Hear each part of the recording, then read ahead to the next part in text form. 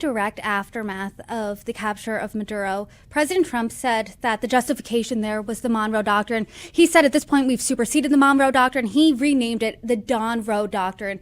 And since then, there's been talks about negotiating with Cuba. He said Cuba's ready to fall. He's been seriously talking about his push to acquire Greenland, the people of Greenland. Denmark doesn't want that. It seems like the American public doesn't want that based on polling, but President Trump's continuing that push. What do you make of this approach to foreign policy, this Don Roe Doctrine?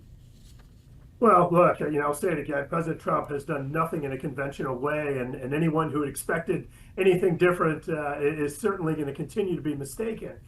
I think that President Trump is exactly right that as we work on things in the Middle East or in Asia and other continents, it would be a huge mistake to not pay attention to what's happening right here in our own hemisphere. It is accurate that over the last few decades, you have seen incursions from countries like China, Russia, and others that don't share the same objectives of the United States into our hemisphere. And that's why I think President Trump is focused on ejecting those countries, getting China out, getting Russia, Iran out of our hemisphere, helping to stabilize and secure, helping to increase ties, relationships, economic dependence on one another, on countries in the Western Hemisphere, recognizing that we can help to stabilize our energy, our critical minerals, and other issues by focusing on working together with allies in our own hemisphere. And of course, what's going on in Greenland, I think President Trump's focus is that he is well aware, as the intelligence community, as the military is,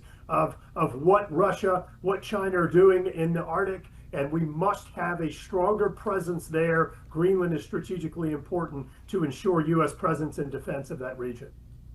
I was having a conversation yesterday, and the person said to me, I can't believe it, but it almost seems like because of how fast the news is moving the past couple of weeks, it seems like Venezuela is already old news. Because when you think of the biggest headlines so far in 2026, it's Trump in Venezuela, Trump in Iran, Trump in Greenland, other things that are on the international stage, like Trump and Cuba. I know that President Trump has recently talked about the economy. He unveiled a healthcare plan this morning, which we will get into. But what do you make of this focus on foreign policy right now, especially as we're in a midterms year? Do you think that's going to help or hurt Republicans? So Brittany, it is incredible to me that Trump has only been in office for a year in this term. I mean, like when you look at all the things that have happened, you talk about this news cycle that is just nonstop. It's like this has been a 10-year presidency all crammed into a single year. It's To that absolutely point, I can't believe January has only been 2 weeks. I mean, with all the news that I just listed, and I'm missing 10 more stories here to that point, but continue.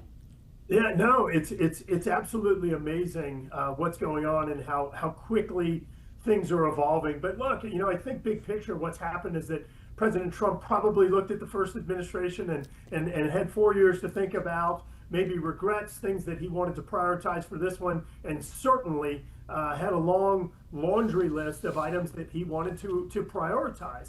And the president has no shortage of ideas, of priorities. I think you're going to continue to see him move at this pace through the next few years. And I think it's remarkable to see this rate of change that we've seen over the last year. And I think it's going to continue throughout this administration. And I think that Congress and others are going to have, and reporters like you are really going to have to be working at an incredible tempo to keep up with everything that's going on right now. A lot of